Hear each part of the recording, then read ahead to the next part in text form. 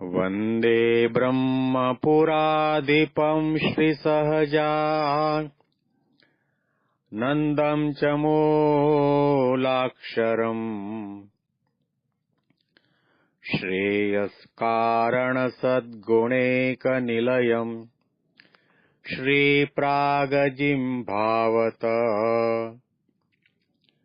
ब्रह्मोपासनधारकम् गुरुहरिम् यज्ञम् तथा योगिनम् प्रीत्येवम् प्रमुखम् महन्तमनिशम् श्रीजीस्वरूपम् मुदा। મહિમાનો મહિમા પ્રવચનમાળામાં સૌને સાષ્ટાંગ પ્રણામ. જય Swaminarayan. Happy Sunday to everyone. Sunday for Swamiji and Sunday for us. Sunday for satsang sabha. ભગવાન સ્વામિનારાયણ જે અક્ષરધામના અધિપતિ છે, એમની અમૃતવાણી એટલે કે વચનામૃત ગ્રંથનું આપણે પાન કરી રહ્યા છીએ. ગઢડા પ્રથમના પહેલા વચનામૃતમાં જેનું ટાઇટલ છે અખંડ વૃત્તિનું, એમાં હરિભક્ત ગોવર્ધનભાઈએ શ્રીજી મહારાજને પ્રશ્ન પૂછ્યો કે જે ભગવાનનું ભજન કરતા, ભક્તિ કરતા વિઘ્નરૂપ થાય એને માયા કહેવાય, એમ મહારાજે વાત કરી. પ્રશ્ન એવો પૂછ્યો કે જેને ભગવાનની માયા કહે છે તેનું રૂપ શું છે?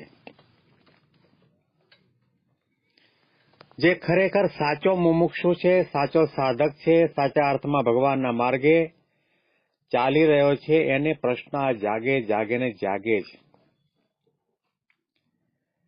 કારણ કે સાધના માત્રનું ધ્યેય એટલું છે કે આપણે માયાથી મુક્ત થવું. પણ માયા કોને કહેવાય, એનું શું રૂપ છે, એનું શું લક્ષણ છે, એનો ખ્યાલ ન હોય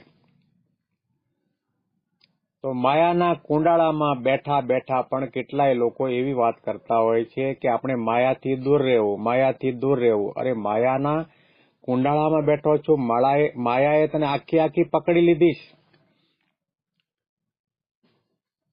ખબર જ નથી કે માયા કોને કહેવાય. એટલે સાચો મુમુક્ષુ છે પેલા જાણે કે ભગવાનને પામવા માટે વિઘ્નરૂપ શું છે, એ માયા કોને કહેવાય. મહારાજે એક જ વાક્યમાં એટલો સુંદર ઉત્તર આપ્યો કે ભગવાનની મૂર્તિનું ધ્યાન કરતા જે પદાર્થ આડું આવીને આવરણ કરે તેને માયા કહેવાય. ગઈકાલે આપણે વાત કરી હતી ભગવાનની મૂર્તિનું ધ્યાન. ભગવાનની મૂર્તિનું ધ્યાન એટલે મહારાજ પોતે પ્રગટની વાત કરવા માંગે છે અને પરોક્ષ ભાવે ભક્તિ કરતા હોય એના માટેની પણ વાત છે. અને ધ્યાન એટલે કે ઉપાસના, ધ્યાન એટલે કે ભક્તિ, ધ્યાન એટલે કે ભજન, અને ધ્યાન એટલે કે ભગવાન સંબંધી કોઈ પણ નાની મોટી ક્રિયા, આધ્યાત્મિક ક્રિયાની અંદર જે પદાર્થ આડું આવે, વિઘ્નરૂપ થાય,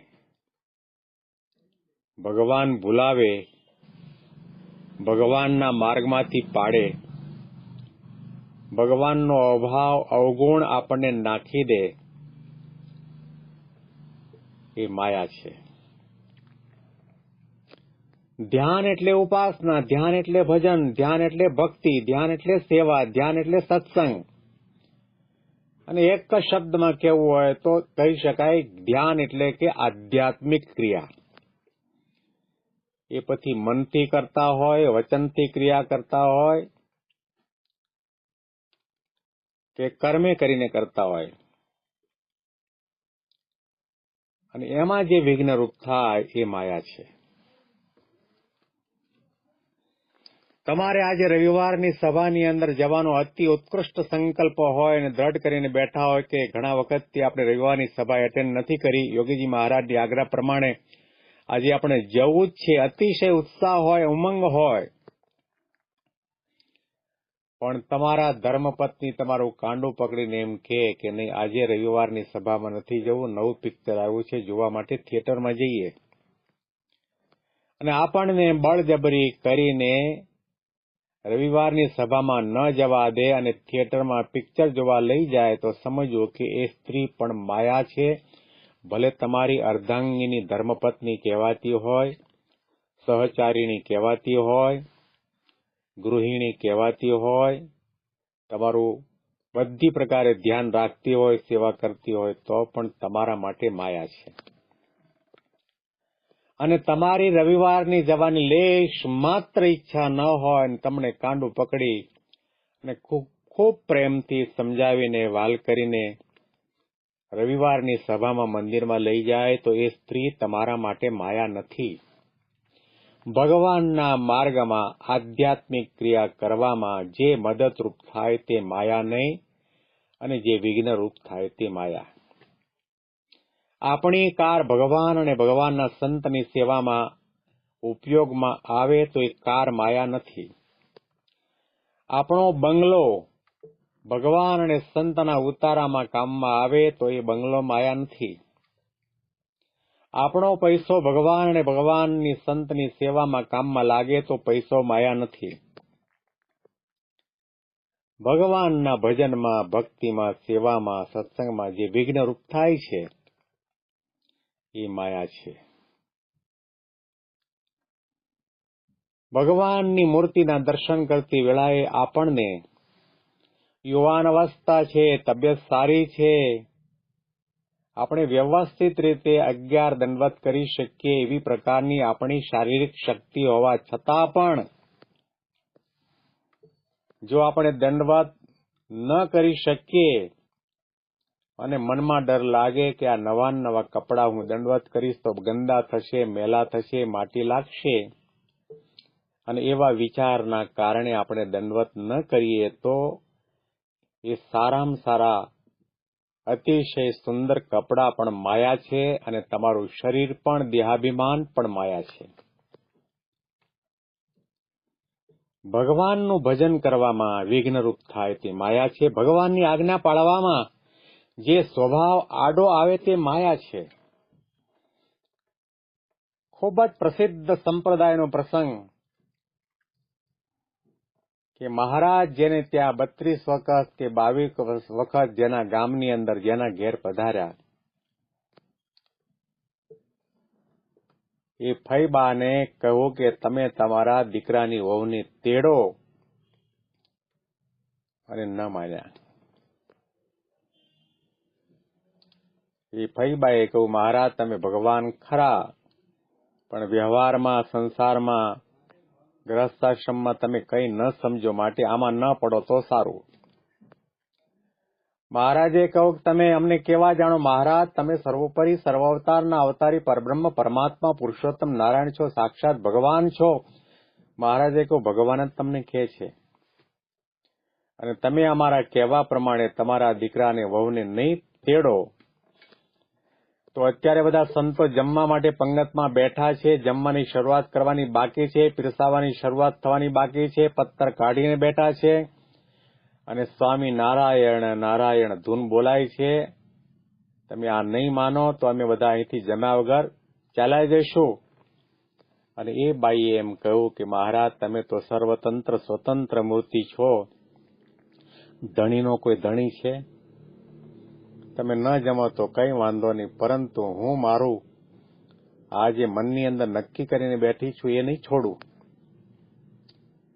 મહારાજે તમામ સંતોને કહ્યું, સંતો ચાલો આપણે અહીંયા જમવાનું નથી. બધાએ પત્તર ઉઠાવી લીધા, જોડીમાં મૂક્યા અને મહારાજની સાથે ચાલી નીકળ્યા.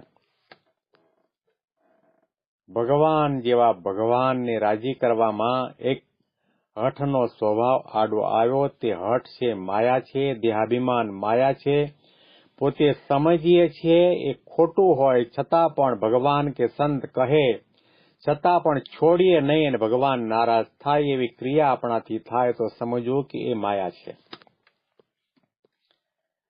ભગવાનની ઉપાસના કરવામાં કંઈ પણ આડું આવે એ માયા છે. આવી પ્રકારની અદ્ભુત વાત મહારાજે વચનામૃતની અંદર કહી.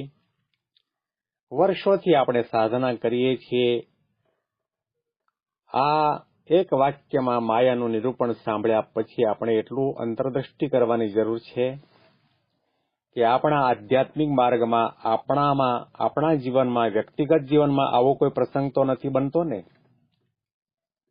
કે ભગવાન અને સંત કહેતા હોય છતાં પણ આપણે આપણી આંટી મૂકી શકતા ન હોઈએ, આપણે આપણો સ્વભાવ મૂકી શકતા ન હોઈએ અને કોઈના પ્રત્યે આપણે રાગ દ્વેષની ભાવના હોય, ઈર્ષાની ભાવના હોય, એનો ત્યાગ ન કરી શકતા હોઈએ તો એ માયા છે. ભગવાન દિવ્ય છે, ભગવાનના સંબંધવાળા સંતો દિવ્ય છે, મંદિર દિવ્ય છે, શાસ્ત્રો દિવ્ય છે, એમને આપેલો અક્ષર પુરુષોત્તમ સિદ્ધાંત દિવ્ય છે. એમનો નાનામાં નાનો હરિભક્ત જેના જબાનની અંદર ભગવાન સ્વામિનારાયણના નામનું રટણ થાય છે, ગળામાં કંઠી છે, મંદિરમાં દેવદર્શન માટે આવે છે, નાની મોટી સેવા કરે છે, એવા નાનામાં નાના હરિભક્તની પ્રત્યે આપણને ઘૃણાની તિરસ્કારની ભાવના થતી હોય તો એ માયા છે. જો આપણે ભગવાન કે ભગવાનના સંબંધવાળા સંતોને હરિભક્તોને દિવ્ય દેખી શકતા ન હોઈએ, એના સંબંધનો મહિમા આપણે સમજી શકતા ન હોઈએ તો માયાનું આવરણ આડું આવ્યું. આપણે જો એ ભક્તને જ્ઞાતિની દ્રષ્ટિથી જોઈએ, ઉંમરની દ્રષ્ટિથી જોઈએ, કપડાથી જોઈએ, બંગલાથી જોઈએ, એના ભણતીથી જોઈએ, એના રૂપથી જોઈએ અને એના આધ્યાત્મિક ગુણો તરફ આપણી દ્રષ્ટિ ન જાય તો સમજો કે આપણને માયાનું પડળ છે. આપણને આપણી સત્તાનો અભિમાન છે, આપણા જ્ઞાનનું અભિમાન છે, આપણી સાધુતાનું અભિમાન છે, આપણા સદગુણોનું અભિમાન છે, આપણી ભક્તિનું અભિમાન છે, આપણી સમજણનું અભિમાન છે અને આપણે એમ માનીએ છીએ કે અમે સત્સંગમાં મોટા છીએ, ટ્રસ્ટી છીએ, પૂજારી છીએ, ભંડારી છીએ, કોઠારી છીએ, વક્તા છીએ, સંત નિર્દેશક છીએ, સંચાલક છીએ. આવા ઘણા પ્રકારના આધ્યાત્મિક હોદ્દા લઈને આપણે ફરતા હોઈએ અને મનમાં વિચાર કરીએ અને એના કારણે આપણે એક નાના એવા ભક્તને પણ ભક્તની દ્રષ્ટિથી ન જોઈ શકીએ. નાના એવા સાધુ કે પાર્ષદ કે સાધકને એના સદગુણોને ન જોઈ શકીએ તો સમજો કે આપણી આંખની અંદર માયા છે. ભગવાનની મૂર્તિનું ધ્યાન એટલે માત્ર ને માત્ર ગર્ભગૃહની અંદર બિરાજમાન ભગવાન સ્વામિનારાયણની સામે જોવું અને એનું ધ્યાન કરવું એટલું જ નથી, પરંતુ એના સંબંધવાળા તમામ નાના મોટા તમામ સંતોની પ્રત્યે, ભક્તોની પ્રત્યે આપણને દિવ્ય ભાવ થાય. અને એટલા માટે ઘંટ વગાડી વગાડીને, નગારા વગાડી વગાડીને, ઝાલર વગાડી વગાડીને, ઢોલા ટીપી ટીપીને પૂજ્ય મહંત સ્વામી મહારાજ હંમેશના માટે પોતાના આશીર્વાદની અંદર પુરુષોત્તમ બોલ્યા પ્રીતિમાંથી અદ્ભુત અને દિવ્ય અલૌકિક સુવાક્યો મહારાજના આપણી સામે રજૂ કરીને કહેતા આવ્યા છે કે જ્યારે અલૌકિકની અંદર લૌકિક બુદ્ધિ થાય છે ત્યારે મહારાજનું મુખ શામળું થઈ જાય છે. મહારાજ રાજી થતા નથી. અલૌકિકની અંદર લૌકિક બુદ્ધિ થાય. લૌકિક બુદ્ધિ એટલે કે આપણને એમ લાગે કે આ મારાથી નાનો છે. લૌકિક બુદ્ધિ એટલે એમ લાગે કે આ ગરીબ છે, અભણ છે, કોઈ સેવા નથી કરતો. આવા ઘણા પ્રકારના અભાવ ગુણના વિચારો આપણને મનમાં, બુદ્ધિ, દિલમાં, દિમાગમાં, આંખમાં આવે અને એના પ્રત્યે ઘૃણા અને તિરસ્કારની ભાવના થાય, લૌકિક બુદ્ધિ થાય તો મહારાજે કહ્યું કે અમને ગમતો નથી. અમારા ચરણ પકડીને બેઠો હોય તો પણ લાખો ને કરોડો માઇલ દૂર છે. માયાનું આવરણ આવી ગયું. આધ્યાત્મિક માર્ગ બહુ સૂક્ષ્મ માર્ગ છે, અંતરદ્રષ્ટિનો માર્ગ છે. માયાથી મુક્ત થયા હોય અને જે સાધકે, જે સંતે, જે હરિભક્તે, જે મુમુક્ષુએ પોતાના જીવનની અંદર માયાને મારી નાખી હોય, મોહને મારી નાખ્યો હોય, દેહાભિમાનને મારી નાખ્યું હોય, સ્વભાવ પ્રકૃતિને મારી નાખ્યા હોય, એને તો ભગવાન સાથે સંબંધ ધરાવતા તમામ સંતો અને ભક્તોને પોતાના માથાના મુગટ માને. એના પ્રત્યે એને અણગમો ન થાય, અભાવ ન આવે, અરુચિ ન થાય. નિર્માનીપણું એટલે કે માયાની મુક્તિ. માયાની મુક્તિ એટલે નિર્માનીપણું, માયાની મુક્તિ એટલે દાસત્વ ભાવ, માયાની મુક્તિ એટલે મહિમાનો મહિમા, માયાની મુક્તિ એટલે સ્વભાવની મુક્તિ, માયાની મુક્તિ એટલે મોહની મુક્તિ, માયાની મુક્તિ એટલે રાગ, દ્વેષ, ઈર્ષા, અભિમાન તમામ દુર્ગુણોની મુક્તિ. માયાની મુક્તિ એ મનની પવિત્રતા, માયાની મુક્તિ એટલે આંખની પવિત્રતા, કાનની પવિત્રતા, જબાનની પવિત્રતા, હૃદયની પવિત્રતા, આત્માની પવિત્રતા અને જે ઉપાસનાનો માર્ગ લીધો છે એ ઉપાસનાની પરિશુદ્ધિ એ માયાની મુક્તિ છે. ભગવાનનું ભજન કરતા જે વિઘ્નરૂપ થાય એ માયા છે. અને ત્યાર પછી આ જ વચનામૃતની અંદર મુક્તાનંદ સ્વામી પ્રશ્ન પૂછી રહ્યા છે કે ભગવાનનો ભક્ત જ્યારે પંચભૂતના દેહને મૂકીને ભગવાનના ધામમાં જાય છે ત્યારે તે કેવા દેહને પામે છે? મુક્તાનંદ સ્વામીનો પહેલો પ્રશ્ન કે ભગવાનનો ભક્ત છે જ્યારે પંચભૂતનું શરીર છે, પૃથ્વી, જળ, તેજ, વાયુ, આકાશ, આ પાંચ તત્વનું બનાવેલું આપણું શરીર છે. આપણે વિચાર કરીએ તો આપણે સમજાશે પૃથ્વી, આપણા શરીરની અંદર પૃથ્વી તત્વ છે. આ શરીરને બાળવામાં આવે તો ધૂળ ભેગું ધૂળ થઈ જાય છે. આપણા શરીરમાં જળ તત્વ છે. આપણા શરીરમાં જે રુધિર, જે લોહી છે એની અંદર અમુક ટકા પાણીનો ભાગ છે.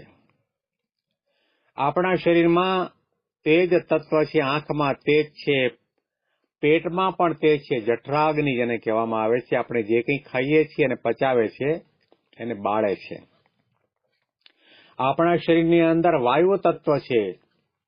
પ્રાણ, અપાન, સમાન, વ્યાન અને ઉદાન, પંચ પ્રકારના પ્રાણવાયુ આપણા શરીરમાં છે, વાયુ તત્વ. અને આપણા શરીરમાં આકાશ તત્વ છે. કાનના છિદ્ર, નાકના છિદ્ર, આંખના છિદ્ર અને ઘણા બધા, કેટલા બધા શરીરની અંદર છિદ્ર છે એ આકાશનો ભાગ છે. આ પાંચ તત્વનું શરીર ધરાવતો ભક્ત જ્યારે દેહનો ત્યાગ કરે ત્યારે અને ભગવાનના ધામમાં જાય છે ત્યારે કેવા દેહને પામે છે? કારણ કે દેહ તો જતું જ નથી, દેહ તો અહીંયા પડી જાય છે. દેહને બાળી નાખવામાં આવે છે, દફનાવવામાં આવે છે કે ગંગા નદીમાં વહેતું મૂકવામાં આવે છે. એ કેવું શરીર પ્રાપ્ત કરે છે? આવો પ્રકારનો પ્રશ્ન મુક્તાનંદ સ્વામીએ મહારાજને પૂછ્યો. ત્યારે મહારાજ હવે એનો ઉત્તર સુંદર રીતે આપે છે. ત્યારે શ્રીજી મહારાજ બોલ્યા છે, ધર્મકુળને આશ્રિત એવો જે ભગવાનનો ભક્ત છે તે ભગવાનની ઈચ્છાએ કરીને બ્રહ્મમય દેહને પામે છે. અને જ્યારે દેહને મૂકીને ભગવાનના ધામ પ્રત્યે જાય છે ત્યારે કોઈક તો ગરુડ ઉપર બેસીને જાય છે, અને કોઈક તો રથ ઉપર બેસીને જાય છે, અને કોઈક તો વિમાન ઉપર બેસીને જાય છે. એવી રીતે ભગવાનના ભક્ત ભગવાનના ધામમાં જાય છે. તેને યોગ સમાધિવાળા છે તે પ્રત્યક્ષ દેખે છે. મહારાજે ઉત્તર આપ્યો કે આ જીવાત્મા છે તો નિરાકાર છે,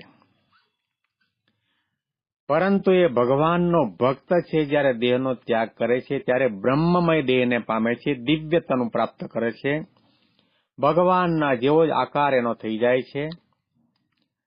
મહારાજે અહીંયા જે શબ્દ પ્રયોગ કર્યો છે, ધર્મકુળને આશ્રિત એવો જે ભગવાનનો ભક્ત, આ બહુ ગહન વિષય છે.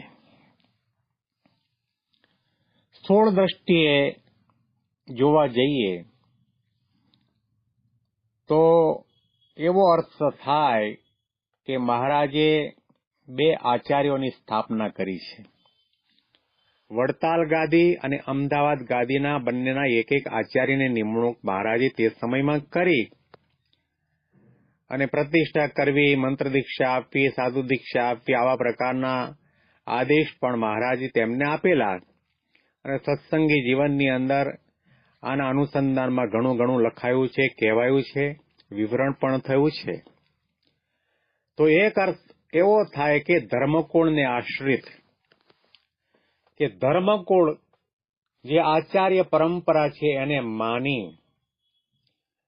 અને જે ભક્તિ સેવા સત્સંગ કરે છે એ ભગવાનની ઈચ્છાએ કરીને બ્રહ્મમય તનુને પ્રાપ્ત કરે છે. યોગીજી મહારાજ ઘણી વખત આ પ્રકારના આ વચનાવતના શબ્દનો અર્થ એવો કરતા, ધર્મકુળને આશ્રિત એટલે કે